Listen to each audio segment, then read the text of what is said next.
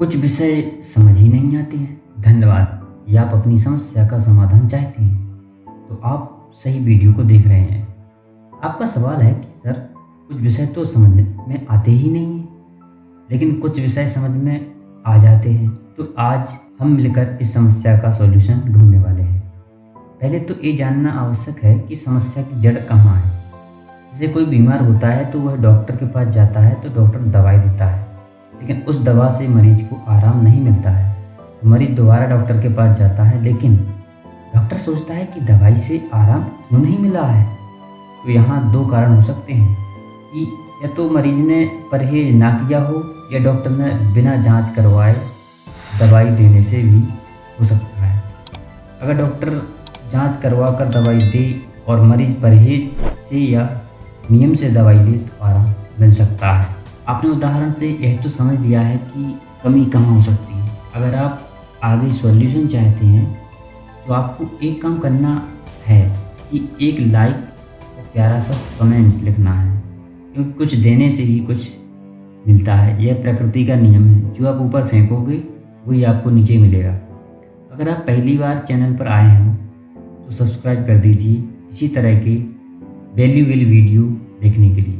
तो जब हम क्लास में पढ़ाई करते हैं या टीचर पढ़ाते हैं तो समझ में नहीं आता है। यहाँ पर दो बातें हो सकती हैं कि आप क्लास में कंसंट्रेट या मन से ना बैठे हों, या अपना ध्यान और कहीं पर हो सकता है, या हो सकता है कि टीचर का पढ़ाने का तरीका सही ना हो।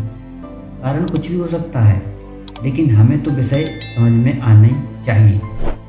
अब से क्लास में पढ़ाए गए विषय तो समझ में आएंगे, लेकिन आपको थोड़ी मेहनत करनी पड़ सकती है। तो क्या इसके लिए आप रेडी हैं? अगर हो तो अब हम कुछ पॉइंट को फॉलो करने के लिए तैयार हैं। नंबर 1 है, हमारे जो भी काम हैं वे सभी क्लास में जाने से पहले हमें पूरे करना है, फिनिश करना है।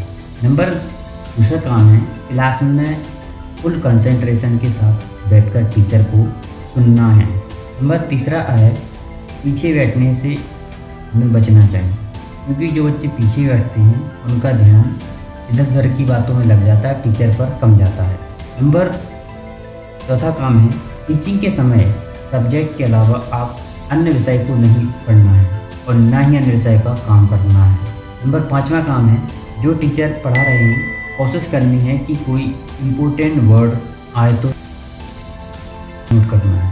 6वां काम है, हाथ में पेंसिल या हाइलाइटर लेकर बैठें। इससे ये फ़ायदा होगा कि आप किताब की इम्पोर्टेंट लाइन पर पॉइंट को निशान या हाईलाइट कर देंगे, जो कि जब आप अपने एग्ज़ाम की तैयारी करेंगे तो आप अपने प्रश्नों के उत्तर लिखेंगे तो आपको आसानी होगी।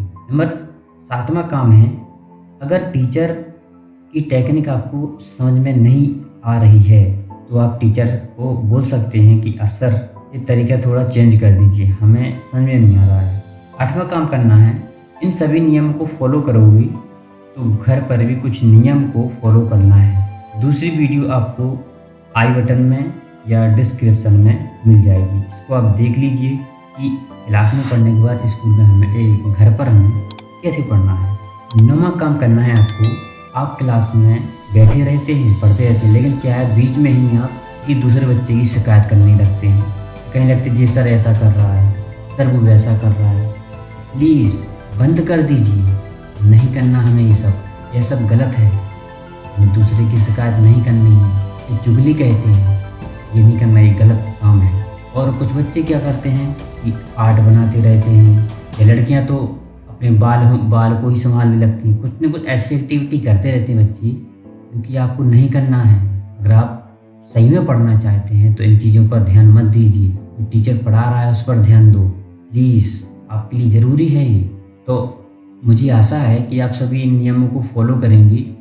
वो आप जो शिकायत करते हैं कि सर कुछ विषय समझ में आते हैं, कुछ विषय समझ में ही नहीं आते, आज से आप यह क्वेश्चन नहीं कर पाएंगे। फिर भी अगर आपको कोई समस्या आए तो आप कमेंट में लिखें और बताएं कि आपको क्या समस्या है। वीडियो पर अभी तक समय देने के लिए आपका बहुत बहुत धन्यवाद। फिर मिलते हैं इसी प्रकार के किसी प्रॉब्लम के सॉल्यूशन के साथ। Thank you.